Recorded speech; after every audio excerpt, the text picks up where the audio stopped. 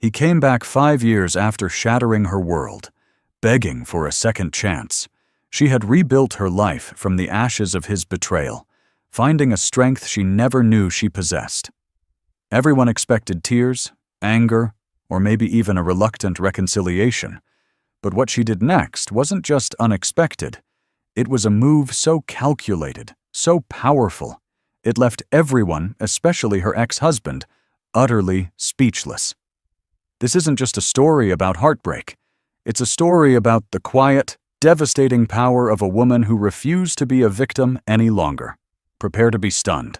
The first time Maya saw Liam again, it wasn't in a sterile lawyer's office or across a crowded restaurant. It was on a Tuesday afternoon in October, with the autumn sunlight casting long, skeletal shadows across the cobblestone streets of Greenwich, Connecticut. The air was crisp, smelling of damp earth and the distant, sweet decay of leaves. Maya was leaving the Gilded Page, the small independent bookstore she now co-owned, her arms laden with a box of antique leather-bound classics she'd just acquired from an estate sale. She was happy.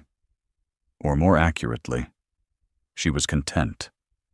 A state that felt more stable, more earned than happiness. The past 5 years had been a grueling climb out of a chasm she hadn't even seen at her feet until she was already falling. The bookstore, with its scent of aging paper and quiet reverence for stories, had been her sanctuary, her therapy, and ultimately, her triumph. As she fumbled for her car keys, a familiar voice sliced through the ambient street noise. "Maya?" The sound was a physical blow. It was deeper than she remembered, roughened around the edges by time and things she couldn't imagine. But it was unmistakably his. Liam. Her heart didn't leap or flutter. It seized, a painful, stuttering cramp in her chest. For a moment, the box in her arms felt impossibly heavy, the weight of her entire past contained within its cardboard walls. She turned slowly, her body rigid with a dread she thought she had long since buried.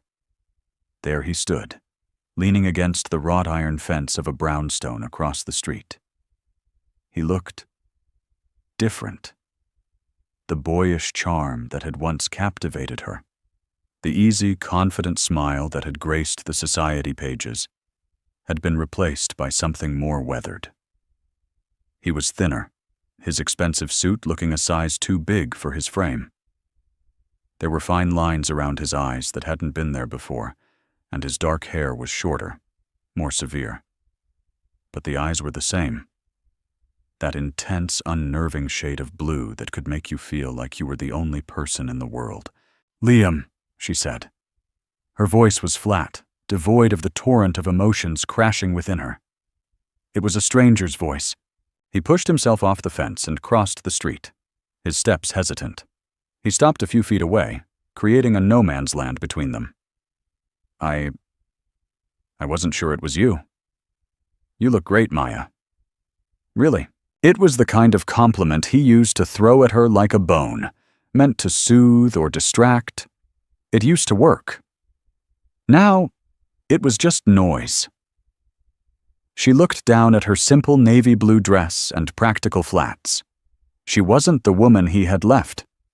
That woman wore designer labels she couldn't pronounce, and shoes that pinched her feet, her entire existence curated to be the perfect accessory for Liam Sterling, the wunderkind of Wall Street. "What are you doing here, Liam?" she asked, her tone making it clear this was not a pleasantry. "I live here now," he said, gesturing vaguely down the street. "Moved back from Singapore a few months ago. I was just walking, and I saw you." The divorce had been a maelstrom of public humiliation and private agony. Liam's investment firm, built on his family's old money name and his own ruthless ambition, had imploded in a scandal of epic proportions. It turned out his genius was just old-fashioned fraud. He had leveraged everything, including assets held in Maya's name without her knowledge, to fund a lifestyle that was a lie. The betrayal wasn't just the other woman, a vapid, younger version of Maya he'd installed in a penthouse in the city. It was the cold, calculated destruction of their shared life. He had used her, her trust, her belief in him, as collateral. In the ensuing legal battle, the power imbalance had been staggering.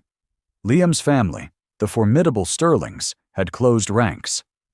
Their lawyers, a pack of silver-haired sharks, had painted Maya as a clueless, spendthrift wife who was either complicit or willfully ignorant.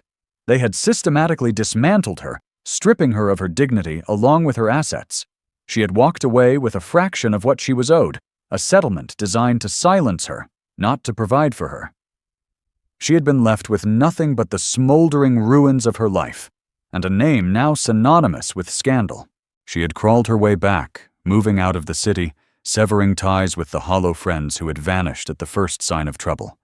She had taken the small inheritance her grandmother had left her, money the Sterlings' lawyers had somehow missed, and poured it into the bookstore with her friend and now business partner, Chloe. It was a quiet life, a small life, but it was hers. "You shouldn't be here," she said, the words tasting like ash. A flicker of the old Liam appeared, a flash of frustration, of impatience with a world that wasn't bending to his will. "Can we just talk, Maya? For 5 minutes? A coffee? For old time's sake." "There are no old times, Liam," she replied, her voice dangerously low. "You burned them. You burned everything. Now, if you'll excuse me, I have work to do." She turned her back on him, the movement deliberate and final, and walked towards her car. She could feel his eyes on her, a physical weight on her shoulders. She didn't look back. She unlocked her car, placed the box on the passenger seat, and got in. Her hands shaking so badly she could barely fit the key in the ignition. As she drove away, she glanced in the rearview mirror. He was still standing there, a solitary figure against the backdrop of a life she had fought so hard to escape. The ghost of Greenwich had found her. That night, sleep offered no refuge. She was plunged back into the glossy nightmare of her old life. The charity galas, where she'd stood by his side, her smile a carefully constructed mask. The tense dinners with his parents, where his mother's compliments were always double-edged swords and his father's approval was a currency Liam was perpetually chasing. She remembered the day the news broke, the reporters swarming their Upper East Side apartment like vultures, their cameras flashing like machine gun fire. She remembered Liam's cold, dismissive tone on the phone. "It's a misunderstanding, Maya. Stay out of it. You wouldn't understand." He hadn't come home that night. Or the next. The next time she saw him, it was his face on the cover of the New York Post, his arm around the other woman, under a headline that screamed, "Sterling's bad assets." The betrayal had been so absolute. It had hollowed her out. It wasn't just the infidelity or the financial ruin. It was the realization that the man she loved, the man she had built a life with, had never truly seen her. She was just a component, a piece of the elaborate stage set he had constructed to project an image of success. Her love, her support, her very identity had been subsumed into his ambition. She woke up in a cold sweat, the sheets tangled around her legs. The quiet of her small apartment, usually a comfort, felt oppressive. She got up and walked to the window, looking out at the sleeping town. The bookstore was just a few blocks away, its windows dark. It was more than a business. It was a testament to her survival. Every book she shelved, every customer she helped, was an act of defiance. The next day, a bouquet of lilies arrived at the store. White lilies. Her favorite. The ones Liam used to send her after every fight. The card was simple, his name scrawled in his familiar, arrogant script. Liam. Chloe, a whirlwind of fiery red hair and fierce loyalty, saw them and her face hardened. "In the trash. Now." "It's fine, Chloe," Maya said, her voice strained. "No, it's not fine," Chloe retorted, grabbing the extravagant bouquet. "This is a violation. This is him marking his territory, trying to see if he can still get to you. We're throwing them out." Maya didn't protest. She watched as Chloe marched to the back alley, and unceremoniously dumped the flowers into the dumpster. The gesture felt good, cleansing. But the scent of lilies lingered in the air, a phantom of the past she couldn't seem to exorcise. He came to the store 2 days later. It was a rainy Thursday, and the shop was empty save for an elderly man browsing the history section. The bell above the door chimed, and Maya looked up from the counter, her stomach plummeting. Liam stood there, shaking the rain from his trench coat, looking utterly out of place amongst the towering shelves of second-hand books. He was holding a peace offering, a coffee cup from the cafe down the street. "I know you said no to coffee," he began, his voice soft, persuasive. "So I brought it to you. The way you like it. Skim latte, 1 sugar. He remembered. Of course. He remembered. Liam's memory was a weapon, a tool he used to disarm and manipulate. He remembered details that made you feel seen, cherished, even when his actions proved the exact opposite. "I'm working, Liam," she said, not looking at him, pretending to organize a stack of receipts. "I know, Maya, I need to talk to you. I need to explain." "Explain what?" she finally snapped, her head shooting up, her eyes blazing with a fire he hadn't seen in years. "Explain how you gambled away our future? Explain how you lied to me every single day, for years? Explain how you stood by and let your family's lawyers tear me to shreds so you could save your own skin? There's nothing to explain. There are only facts, and I've learned to live with them." The force of her anger seemed to genuinely surprise him. He took a step back, his composure faltering. "It wasn't like that. It was exactly like that," she shot back. "You don't get to rewrite history, Liam. I was there. I lived it." He ran a hand through his damp hair, a gesture of frustration she knew all too well. "I made mistakes. Horrible, unforgivable mistakes. I know that. I lost everything. My company, my reputation. My father won't even speak to me." There it was. The subtle shift. The narrative turning towards his pain. His loss. This was his pattern.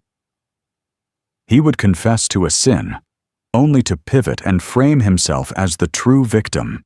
"I went to prison, Maya," he said, his voice dropping to a near whisper. The words hung in the air between them. Prison. She knew he had been sentenced, but the details had been a blur, a part of the nightmare she had actively pushed away. The Sterlings had managed to keep the specifics out of the mainstream press, burying it under layers of legal jargon and sealed documents. "It was a low-security facility," he continued, seeing the flicker of shock on her face. "They called it Club Fed. It was still a cage. I had a lot of time to think. About you, about us, about what I threw away." Maya felt a dangerous, unwelcome sliver of something she couldn't name. It wasn't pity. It was a crack in the wall of her anger. The image of Liam, the golden boy, in a prison uniform, was so incongruous it was almost impossible to process. "I'm not that person anymore," he said, his blue eyes pleading. "I'm not asking you to forgive me. Not yet. I'm just asking for a chance to show you that I've changed, a chance to atone." The word atone was a masterstroke. It was biblical, profound. It suggested a depth of remorse that "I'm sorry" could never convey. He was a master of words, a weaver of narratives. He was selling her a story, and a part of her, the part that had once loved him so desperately, was dangerously tempted to listen. She looked away from his intense gaze, her eyes landing on a framed quote she had hung behind the counter. It was from Jane Austen. "My heart is, and always will be, yours." It used to be her favorite quote. Now, it felt like a cruel joke. "I have to go," the elderly customer said, placing a book on the counter and breaking the spell. Maya turned, her movement stiff, and rang up his purchase. She was grateful for the interruption, for the return to the simple, solid reality of her present. When she turned back, Liam was still there, the coffee cup still in his hand. "Please, Maya," he said. "Just dinner. One dinner. Let me tell you everything. No lawyers, no family. Just me. The truth." She should have said no. Every rational thought, every scar on her heart, screamed at her to throw him out. But the man in front of her was not the titan of industry who had crushed her. He was a man diminished, a man who had been to prison, a man who claimed to be seeking atonement, and a treacherous, insidious thought wormed its way into her mind. What if he was telling the truth? The psychological conflict was a war within her. Her mind, the logical, wounded part of her, knew this was a trap. He was a narcissist, a manipulator. His motives were never pure. He wanted something. But her heart, that foolish, traitorous organ, whispered a different story. It remembered the good times, the laughter, the shared dreams, the man she had fallen in love with before the money and the lies had poisoned everything. "One dinner," she heard herself say, the words feeling alien on her tongue. "And then you leave me alone. For good." A slow smile spread across Liam's face. It wasn't the triumphant smirk of old, but something quieter, more grateful. "Thank you, Maya," he said. "You won't regret this." But as he walked out of the store, the bell chiming his departure, Maya had a sinking feeling that she already did. She was stepping back into the fire, and she wasn't sure she was strong enough to keep from getting burned again. The restaurant Liam chose was a calculated risk, not the ostentatious Michelin-starred establishments they used to frequent in Manhattan, but a quiet, rustic Italian place in New Canaan called Il Cortile. It was known for its authenticity and discretion, a place where old money went to be invisible. It was a subtle display, meant to signal a shift from his former life of garish excess to one of quiet substance. Or so he intended. To Maya, it felt like a different kind of stage. The set merely changed to suit a new performance. She arrived 5 minutes late, a small act of rebellion. She had spent an hour agonizing over what to wear, a process she hadn't endured in years. She'd finally settled on a simple black cashmere sweater and tailored gray trousers. Elegant, understated, and professional. It was armor. It said, "I am not the woman you knew. I am not here to be charmed." Liam was already at a secluded corner table, a bottle of expensive Barolo breathing on the white tablecloth. He stood as she approached, his eyes sweeping over her with an appreciative glance that was both familiar and unsettling. "You came?" he said, his voice laced with a relief that seemed genuine. "I said I would," she replied, taking her seat. She avoided his eyes, focusing instead on the flickering candle between them. The initial conversation was stilted, a minefield of forbidden topics. They talked about the weather, the changing leaves, the merits of the wine he had chosen. It was a hollow echo of their early dating life, two strangers trying to find common ground. But they weren't strangers. They were intimately familiar, their history a living, breathing entity at the table with them. "I meant what I said, Maya," he began, finally broaching the subject after the waiter had taken their order. "I had a lot of time to think about the man I was, the husband I was."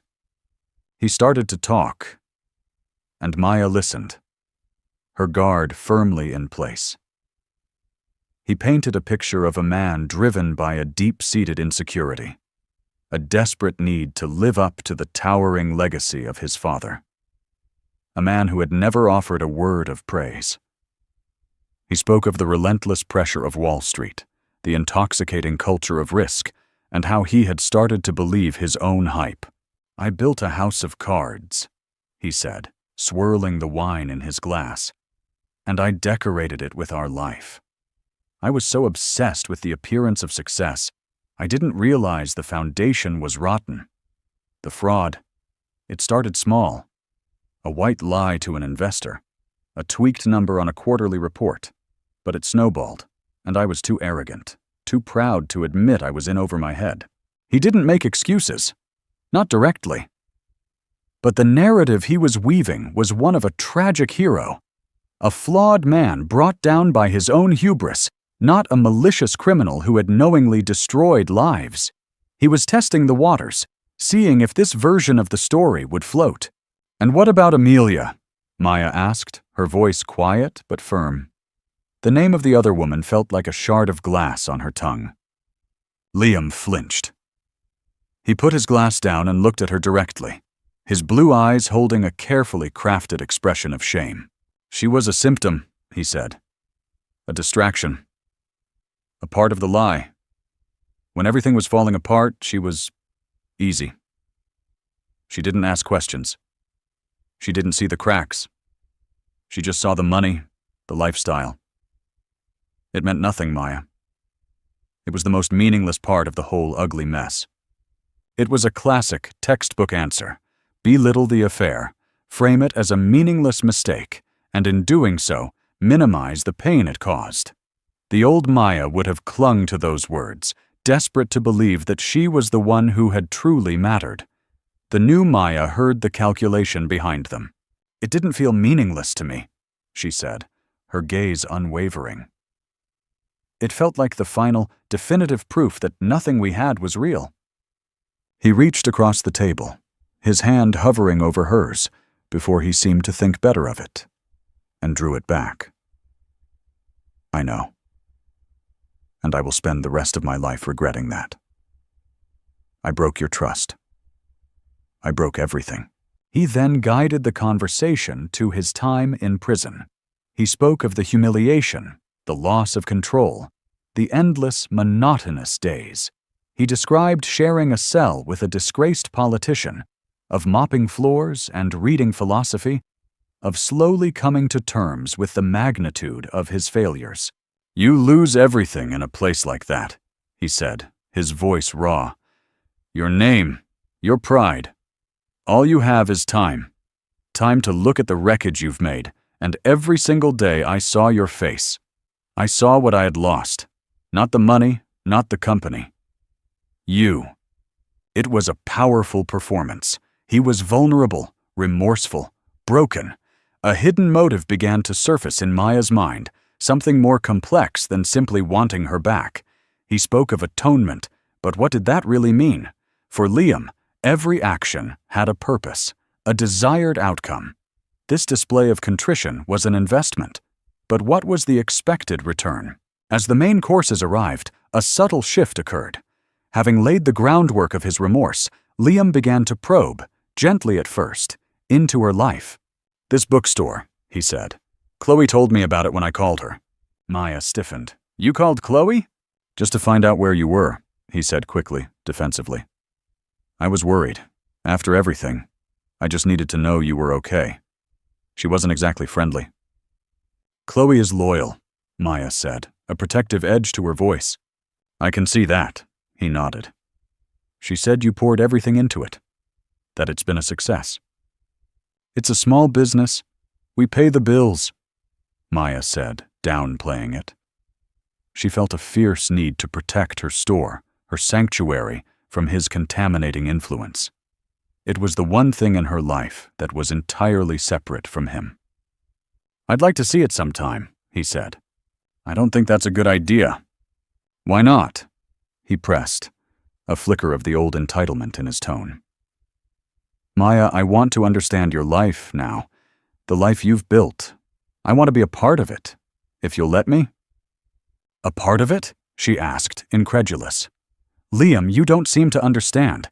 There is no us anymore. There is my life, which I built from scratch after you bulldozed the old one, and there is your life. They don't intersect." "They could," he insisted, leaning forward, his voice dropping to an intimate, persuasive register. "I'm not the man I was. I don't want that life anymore. The money, the pressure, it's poison. I have a little left, enough to live on. I want something real, something true. What we had at the beginning, that was real." The psychological conflict inside Maya was a churning sea. He was so convincing. His narrative was seamless, his remorse palpable. He was offering her the one thing she had always craved from him. The validation that their love had been real, that it hadn't all been an illusion. He was promising to be the man she had once believed him to be. But the scars he'd left were deep, and they served as a constant warning. She remembered his charm, his ability to bend reality to his will. He could sell sand in the desert. He was selling her a story of redemption. Was she a fool to even consider buying it? Then came the moment that set the first real alarm bell ringing. "My father," Liam said, changing the subject. "He's not well. His health has been declining for years. The stress of the scandal, it accelerated things." Maya murmured a neutral, polite response. She had no love for Robert Sterling, a cold, domineering man who had always looked at her as if she were a piece of unsatisfactory breeding stock. He's rewritten his will," Liam continued, carefully watching her reaction. "He's leaving the bulk of the estate to a charitable foundation. He's cut me out almost completely." Maya took a slow sip of water. "I'm sorry to hear that." "The thing is," Liam said, leaning in closer, "there's a clause, a morality clause of sorts. He always saw our divorce as a black mark on the family name. He believes in family values, at least for public appearance. The clause states that my portion of the inheritance would be significantly restored if I were to remarry, and if that marriage was seen as a stable, respectable union." A sign that I had reformed. The air went still. The clinking of cutlery and the low hum of conversation in the restaurant faded into a dull roar in Maya's ears. There it was, the hidden motive, laid bare. It wasn't about love, or atonement, or second chances. It was about money. It had always been about money. He saw the change in her face, the dawning horror and understanding in her eyes, and he backpedaled furiously. "Maya, that's not what this is about. I swear. I don't care about the money. I wanted you to have the full picture.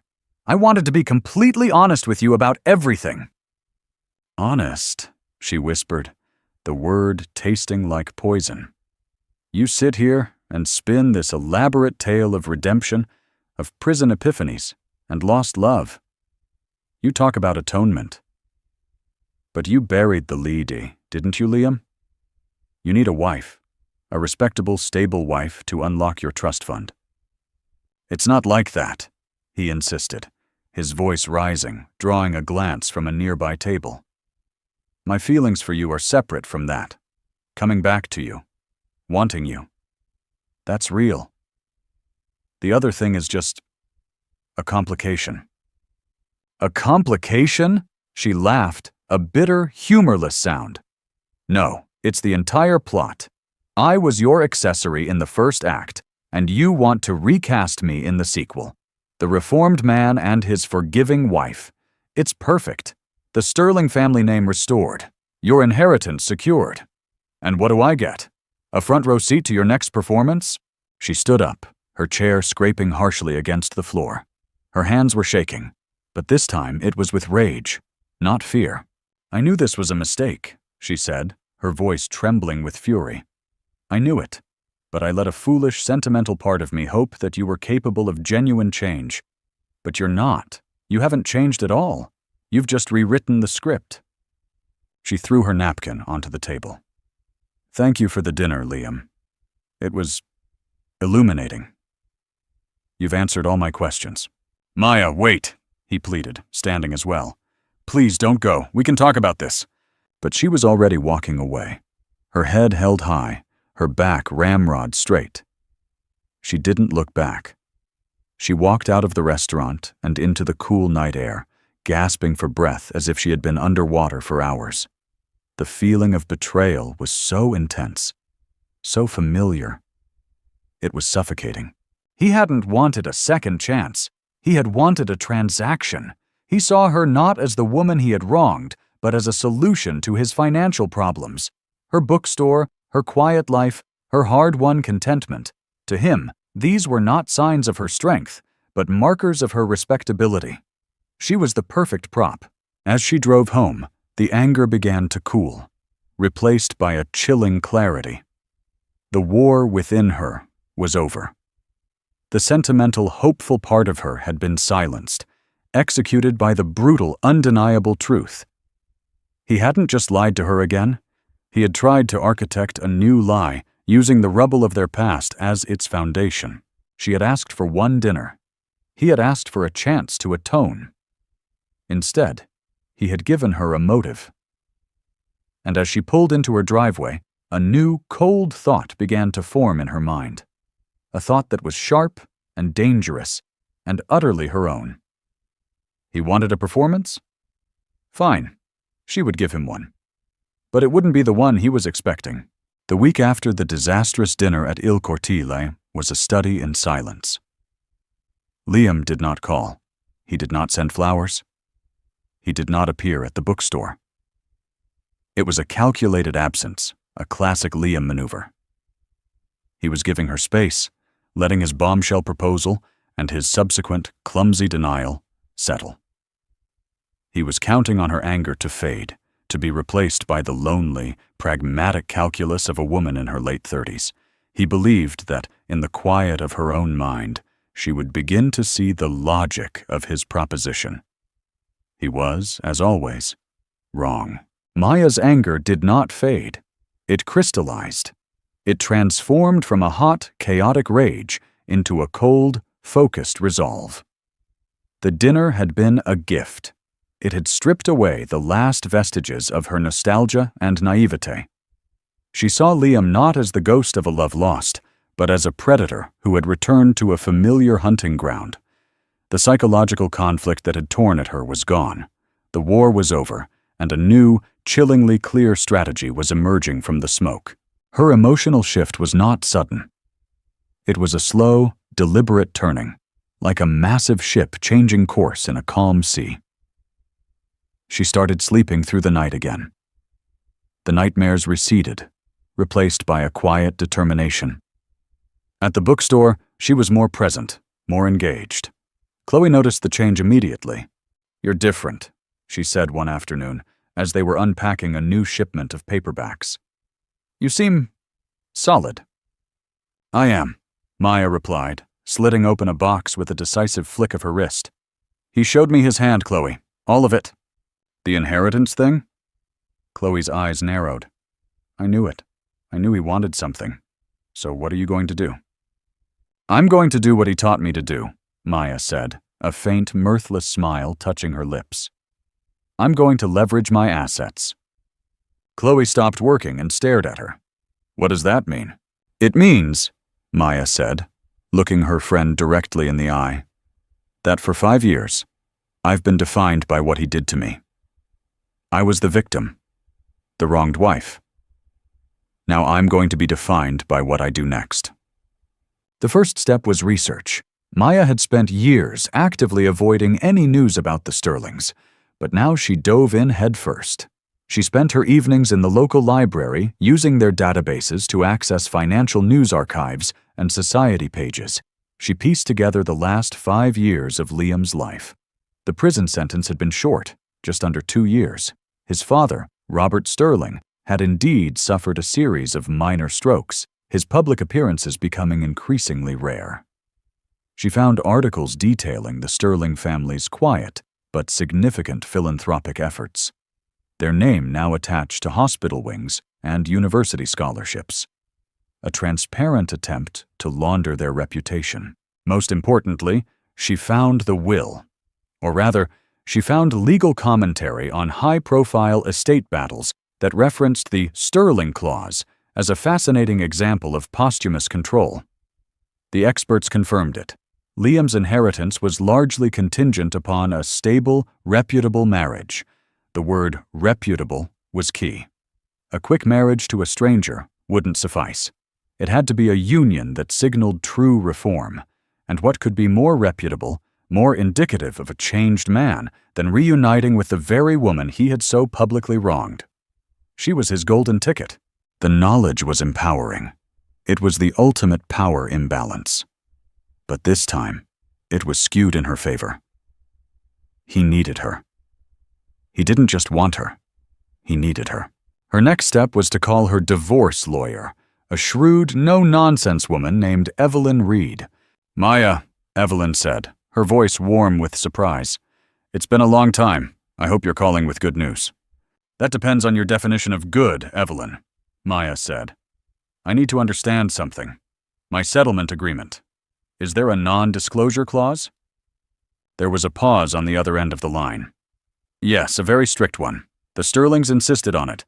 You're barred from speaking to the press, writing a book, consulting on a movie, anything that could be construed as profiting from your story or disparaging the Sterling name. Why do you ask? Liam's back, Maya said simply. Evelyn let out a long, weary sigh. Of course he is. What does he want? Maya explained the situation. The dinner, the story of his redemption, the carefully timed revelation about the will. Good God, Evelyn breathed. The sheer, unmitigated gall of that man. He wants to use you to cash in. Yes, Maya said. But he's also handed me the most incredible leverage. He needs me to be the forgiving, respectable wife. But for me to do that, I would have to break the NDA. I would have to talk. I would have to tell our story. The story of his downfall and my forgiveness. The story he needs to be told. A slow smile crept into Evelyn's voice. Oh, this is good, Maya. This is very, very good. The NDA was designed to silence you. But now it's a cage of his own making. He can't get what he wants without you violating the very agreement he forced on you. Exactly, Maya said. So I want to renegotiate. Renegotiate what? The divorce settlement? No, Maya said, her voice firm. I don't want his money. I want something else. I want my story back. 2 weeks after the dinner, Maya made her move. She sent Liam a simple text message. We need to talk. My lawyer will be in touch to arrange a meeting. The response was almost instantaneous. Maya, please, let's not involve lawyers. Let's just talk, you and me. She didn't reply. She let him stew. She knew he would be panicking, his mind racing through all the worst-case scenarios. He would assume she was coming after him for more money, that she was going to use his desperation against him in the most conventional way. They met a week later at Evelyn Reed's office in Stamford. It was neutral territory, but the power dynamic was clear. This was Maya's ground. She and Evelyn were seated at one side of a large mahogany table when Liam was shown in. He looked tired, his composure strained. He had brought his own lawyer, a younger, less intimidating man than the sharks who had handled the divorce. Maya, Liam began, his voice placating. I'm glad we're doing this. I want to clear the air. Evelyn held up a hand. Mr. Sterling, let's dispense with the pleasantries. My client is here to discuss a business proposition. Liam's eyes darted to Maya, a mixture of confusion and hurt in them. A business proposition? You have a problem, Liam, Maya said, speaking for the first time. Her voice was calm and steady, betraying none of the emotion she had felt just weeks before. You need to present a narrative of redemption to your father, or at least to the trustees of his estate, a narrative that requires a key supporting character, the forgiving wife. That's me. Liam's lawyer started to speak, but Liam silenced him with a look. He kept his eyes locked on Maya. I told you, my feelings for you are separate from that. I don't believe you, Maya said flatly. And it doesn't matter anymore. I am willing to play the part you've written for me. I will be your respectable, forgiving fiancé. We will be seen together.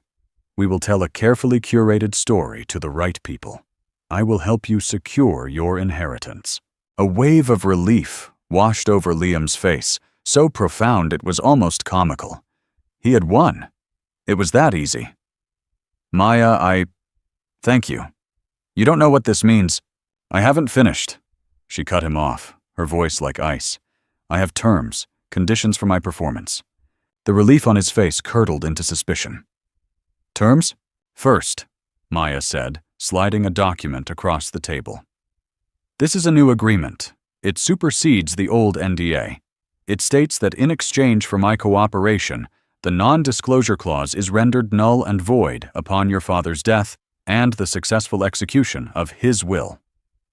Liam stared at the paper as if it were a snake. You want to be able to talk? About what? About everything, Maya said. About the fraud, about Amelia, about how your family treated me, about this arrangement. I want the right to tell my own story, in my own words, without threat of legal action. I want my voice back. That is my price." The room was silent. Liam was pale, his mind clearly reeling. He was trapped. He couldn't get the money without her, but agreeing to her terms meant handing her a loaded gun, pointed directly at the Sterling family's carefully reconstructed reputation. "This is blackmail," his lawyer finally stammered. "No," Evelyn Reed said smoothly. "This is a contract. Your client made an offer. My client is making a counteroffer. It's just business. A concept I'm sure Mr. Sterling is very familiar with."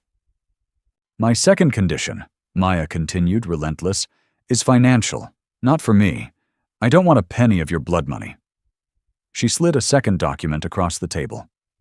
"This is a list of women's shelters and legal aid societies in the tri-state area. Upon the release of your inheritance, you will make a substantial anonymous donation to each of them." Atonement, Liam. You wanted to atone? This is what it looks like. Not whispered words over expensive wine, but real, tangible help for women who have been left with nothing, just like I was. Liam stared at her, his expression unreadable. The confident, charming man who had walked into the bookstore was gone. In his place was a man who was utterly, completely out of his depth. He had come to her expecting to hold all the cards, assuming her emotional wounds were his greatest leverage. He had never imagined that she would refuse to play his game, and instead create a new one with her own rules. "You would do this?" he asked, his voice barely a whisper. "You would agree to be with me, to pretend to love me, all for this?" "Don't confuse this with an emotional decision," Maya said, her voice devoid of warmth. "This is not about forgiveness. This is about restitution. You built your fortune on lies, and you used me as part of the facade.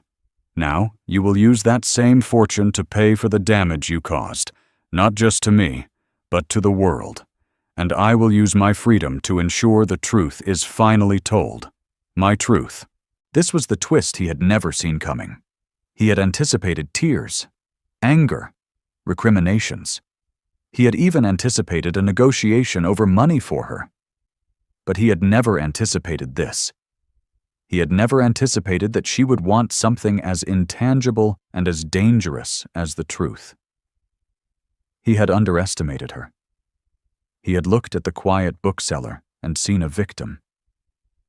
He had failed to see the survivor, the strategist. The woman who had taken the pain he had inflicted and forged it into a weapon.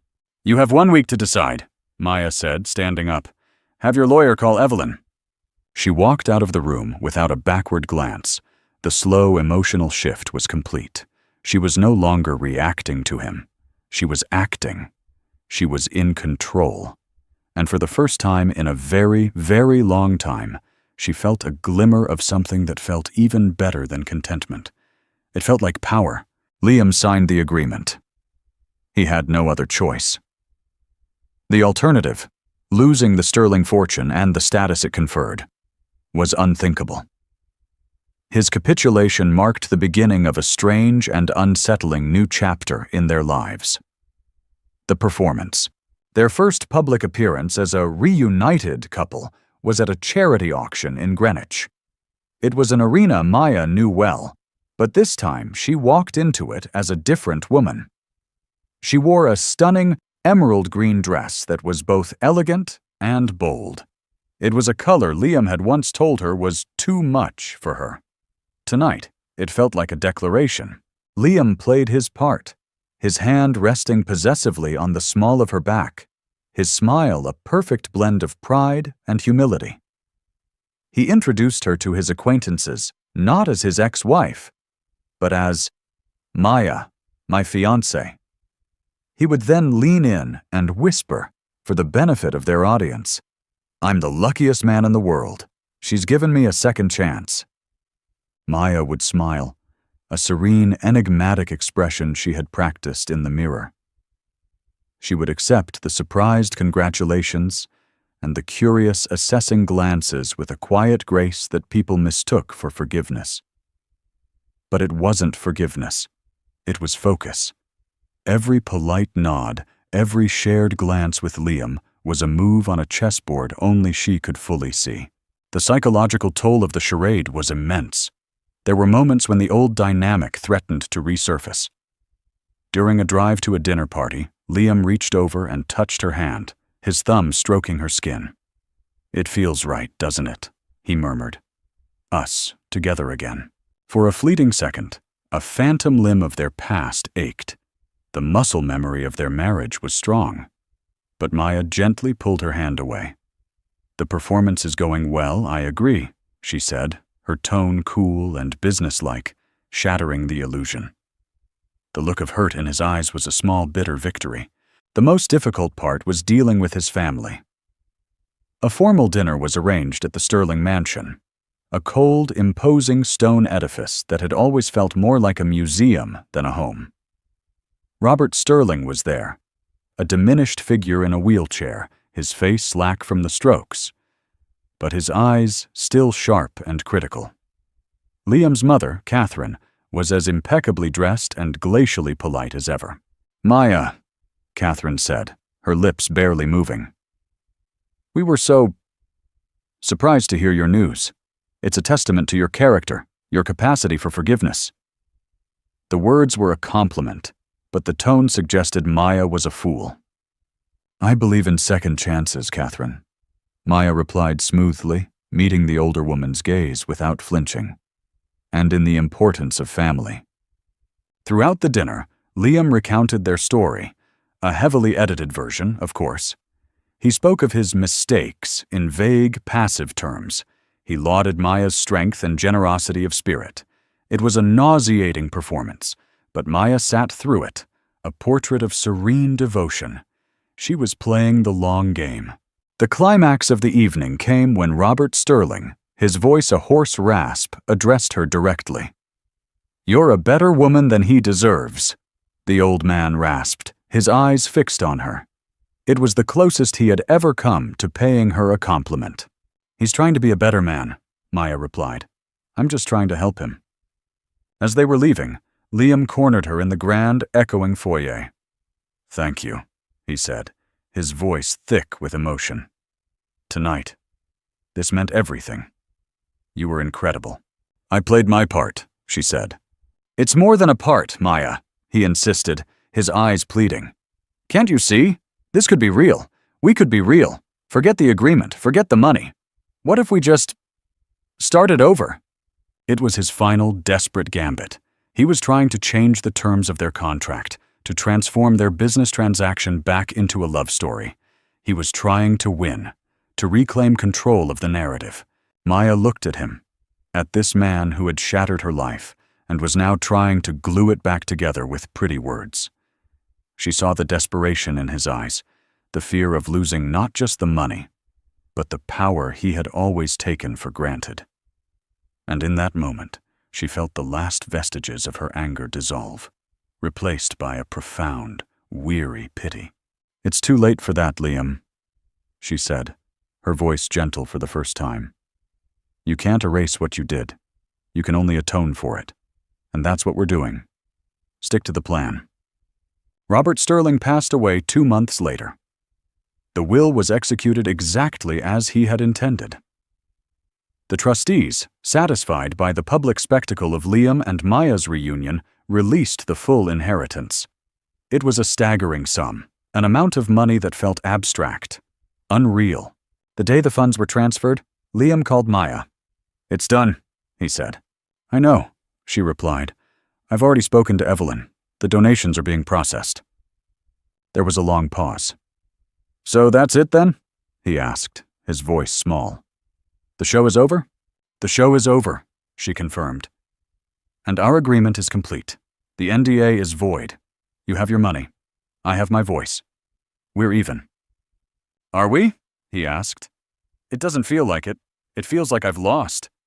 "That's because you have," she said. And for the first time, there was no malice in her words, only a simple statement of fact. This is where everyone expected the story to end. Or rather, they expected a different ending. They expected Maya to take her freedom and write a scathing tell-all book. They expected her to go on television, to expose the Sterling family and their hypocrisy to the world. They expected her to take her revenge, to burn Liam's world to the ground, just as he had done to her. That was the logical next step. That was the dramatic, satisfying conclusion. But what Maya did next left everyone, especially Liam, speechless. She did nothing. She didn't call a publisher. She didn't leak a story to the press. She didn't go on a victory tour. Instead, she went back to her life. She went back to her bookstore, to the scent of aging paper and the quiet rhythm of her days. She sold books. She drank coffee with Chloe. She took walks in the crisp autumn air. She lived. Liam, in a state of paranoid anxiety, waited for the bomb to drop. Every time his phone rang, he expected it to be a reporter. Every headline he saw, he expected to see his name. But there was only silence. A deafening, unnerving silence. After 3 weeks of this torment, he couldn't take it anymore. He drove to Greenwich and found her at the bookstore, arranging a display of poetry in the front window. He walked in, the bell above the door chiming, just as it had on that first day. "Why?" he asked, his voice ragged. "Why haven't you done it? You have the power to destroy me, to destroy my family's name. Why are you waiting?" Maya turned from the display and looked at him. Her expression was calm, peaceful. The enigmatic smile she had worn during their performance was gone, replaced by a genuine serenity. "Because that was never the point, Liam," she said softly. "I don't understand," he said, shaking his head. "The agreement, the contract. You wanted your voice back. You wanted revenge." "No," she corrected him. "I didn't want revenge. I wanted a choice. Your betrayal, the divorce, the settlement. It was all about taking my choices away. You and your family decided who I was, what I was worth, and what I was allowed to say. You silenced me. The only thing I ever wanted was to have the power to speak, to have the option to tell my story." She paused, letting the words sink in. "Getting that power back," she continued. "That was the victory. Proving to myself that I could face you, that I could outmaneuver you, that I could take control of my own life. That was the win. Actually destroying you? That would just make me a part of your ugly story forever. It would mean that you still had a hold on me, that my future was still defined by my anger towards you." She turned back to the book display, picking up a slim volume. "I don't want to be the woman who was wronged by Liam Sterling anymore. I don't want to be the woman who got her revenge on Liam Sterling. I just want to be Maya, the woman who owns a bookstore, the woman who has good friends, the woman who is happy." Liam stood there, utterly stunned. He was speechless. He had been so focused on the game, on winning and losing, on power and money, that he had completely misunderstood her endgame. He thought she wanted to play his game, just better than he could. He never realized she was playing a different game entirely, a game he didn't even know existed. Her redemption was not in destroying him. It was in choosing not to. It was in realizing that true power wasn't about vengeance. It was about freedom. The freedom to walk away. The freedom to let go. The freedom to write her own story, not as a reaction to his, but on a clean, blank page. "The donations were made," she said, not looking at him. "Real atonement. That money will help hundreds of women who need a second chance. A real one. That's the only part of this story that matters now. That's the ending." He stood there for a long moment, the noise of the street outside muffled by the walls of books. He looked at this woman, this stranger who he had once known so intimately. He had come back for a second chance, but he had been seeking the wrong thing. He had been seeking to reclaim his past, but she had shown him that the only second chance that matters is the one you give yourself. The chance to be a different person in the future. Without another word, Liam turned and walked out of the bookstore. The bell chimed his final departure. Maya didn't watch him go. She finished her window display, the title of the book she placed in the center, seeming to catch the afternoon light. Unbound. Maya's story teaches us that the greatest victory isn't always a loud, public triumph. Sometimes it's the quiet, personal choice to let go. She didn't need to destroy her ex-husband to win. She just needed to reclaim her own narrative and the power to write her own ending. Her ultimate act of defiance was not revenge, but choosing peace. Choosing herself. It's a powerful reminder that true strength lies not in how we fight our battles, but in how we choose to walk away from them and build a life that is truly our own. What did you think of Maya's final decision? Was it true justice? Let us know your thoughts in the comments below. If this story moved you, please give this video a like, share it with someone who needs to hear it, and don't forget to subscribe for more stories that make you think and feel.